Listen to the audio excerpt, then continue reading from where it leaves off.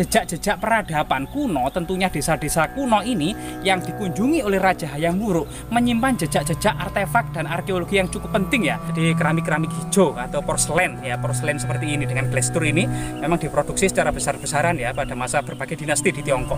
Tebing yang mengandung pasir sungai, yaitu tebing pasir sungai yang tentunya ini material ini dari Gunung Anjasmara yang dibawa oleh Sungai Pikatan yang besar ini. Nah, merupakan jati diri dari masyarakat desa itu juga. Mas bro, kameraku moro-moro lendra, ini keunikan nih. Ya, coba ini pemirsa. Nah, kamera ini memang tidak fokus langsung. Nah, ini agak kejadian mistis ya. Ya, kejadian mistis. Guys, jangan lupa like, subscribe, dan komen ya kan.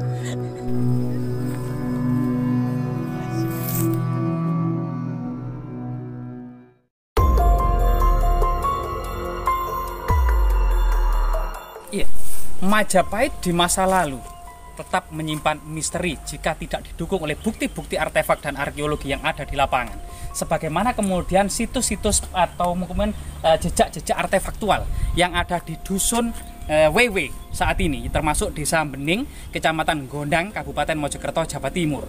Dalam kitab Negara Kertagama, dusun Wewe ini merupakan dusun kuno karena memang diceritakan bahwasanya Raja Hayam Wuruk sehabis hujan senantiasa bertamasya dan mengunjungi upacara prasetyan di sebelah timur selatan dari Istana Majapahit yang ada di Trowulan, yaitu mengunjungi Candi Limo yang saat ini di Noyo di Jatirejo, kemudian mengunjungi Wewe yang saat ini dusun Wewe Desa Bening, Kecamatan Gondang, kemudian mengunjungi Pikatan yang saat ini juga berubah menjadi Gondang, dan kemudian mengunjungi Siman yang saat ini menjadi Kesiman Tengah Pacet. Jadi jejak-jejak peradaban kuno, tentunya desa-desa kuno ini yang dikunjungi oleh Raja Hayam Wuruk menyimpan jejak-jejak artefak dan arkeologi yang cukup penting ya, terutama candi besar.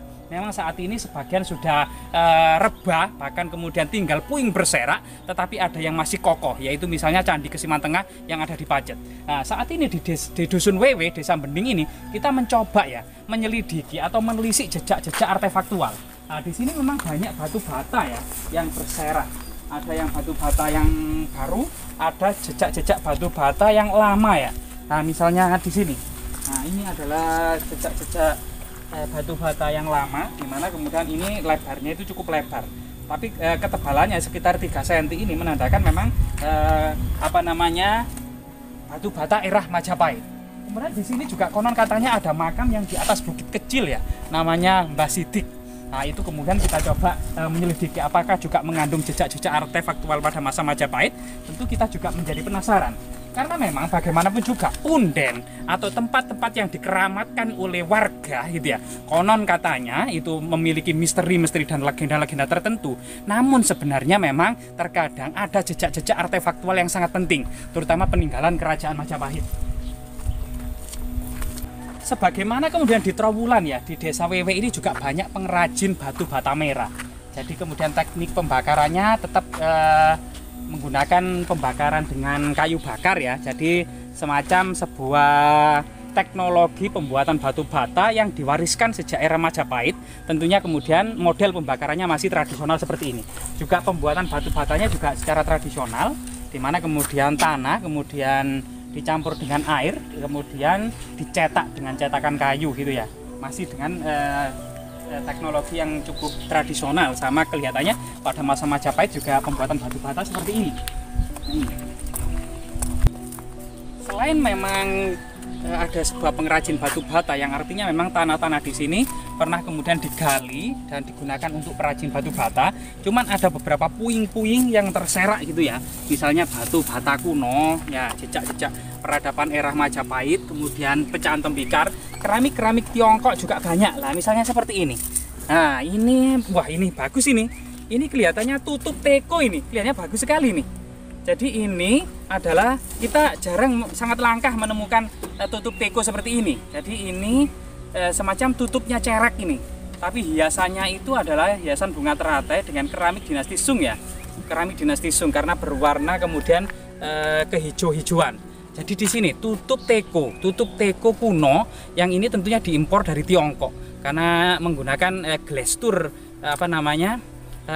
seperti ini, karena teknologi glass tour atau teknologi untuk seperti ini itu belum dikenal di Jawa, karena ini menggunakan batuan tertentu di dataran Tiongkok. Jadi keramik-keramik hijau atau porselen seperti ini dengan glass tour ini memang diproduksi secara besar-besaran ya pada masa berbagai dinasti di Tiongkok. Mau dinasti Sung, dinasti Yuan, dinasti Ming gitu ya, maupun dinasti Qing itu juga juga diproduksi secara besar-besaran sebagai produk ekspor utama. Nah, di sini ini tentunya artefaktual yang sangat penting.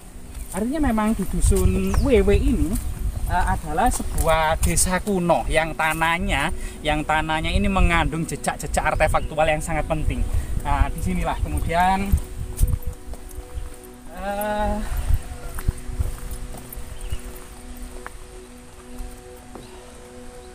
pernah pada masa lalu memang di tengah dusun WW ini ada struktur batu bata yang sangat memanjang, seperti bagaimana tembok Istana Kumitir itu terpendam di kedalaman sekitar 1 meter di bawah permukaan tanah. Artinya memang Sungai Pikatan yang mengalir tidak jauh dari sini, itu di sebelah sana itu ada sungai besar namanya Sungai Pikatan yang tentunya juga mengalir dari lereng Gunung Anjasmara, yang tentunya membawa material-material yang cukup banyak ya. Coba di sini. Ini adalah sebuah tebing yang mengandung pasir sungai. Yaitu tebing pasir sungai yang tentunya ini material ini dari Gunung Anjasmara yang dibawa oleh Sungai Pikatan yang besar ini. Nah, ini diduga kemudian terjadi bencana besar pada masa lalu yang mengubur kota kuno Trowulan, termasuk kota-kota kuno dan desa-desa kuno, termasuk kemudian situs yang sangat penting di dusun WW ini, Desa Bening, Kecamatan Gondang ini ya. Nah, ini jejak kemudian material-material sungai, termasuk batu-batu, boulder-boulder itulah. Nah, memang tidak bisa dipungkiri gitu ya, memang Pulau Jawa ini termasuk ke 1001 bencana ya, mulai gunung meletus, gempa bumi, kemudian banjir bandang, dan disitulah kemudian dinamikanya ya, pulau yang sangat subur dan makmur di dunia ini memang tidak terlepas dari sebuah cobaan atau tantangan yang ada di atasnya untuk selalu dipecahkan. Ya, di bukit kecil ini yang sangat misterius tentunya ya, ada sebuah makam yang aneh gitu ya, yang berada di atas bukit. Masyarakat memberi nama makam Mbah Sidik. Ada tulisan besar di depan gapura ini. Gapura itu yang masih sederhana ya, masih menggunakan pagar terbuat dari bambu.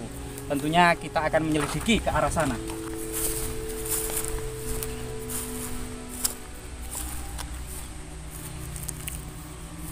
Jadi selain memang material sungai yang cukup banyak memang ya, ada beberapa batu sungai tentunya yang sangat jelas ini memang batu-batu andesit dari aliran sebuah sungai.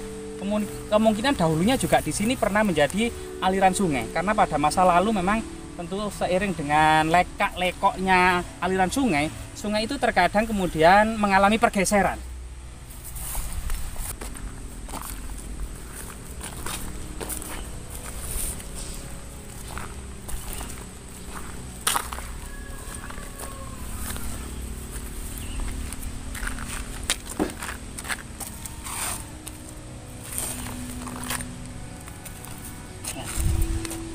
Jadi kemudian makam yang sangat misterius tentunya ya, makam Mbah Sidik ini. Coba kita kemudian melakukan ziarah ya.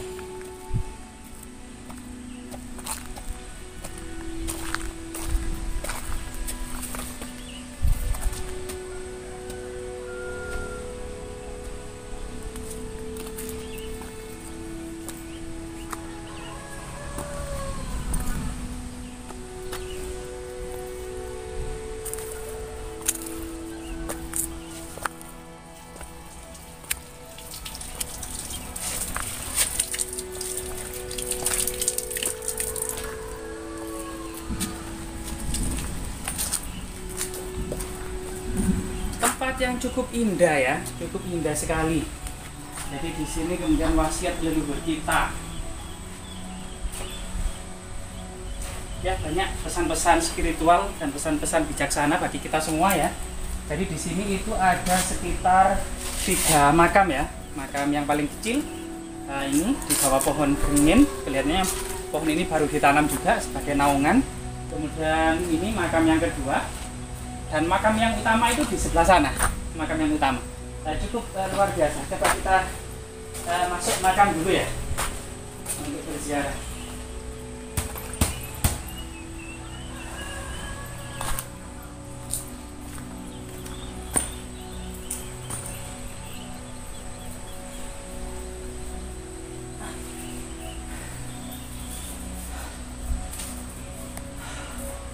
Ya wasu khususan ila ruhi Syekh Jafar Shadiq Mbah Sidik, Syekh Jafar Sidik atau Mbah Sidik itu beri Bismillahil Fatihah.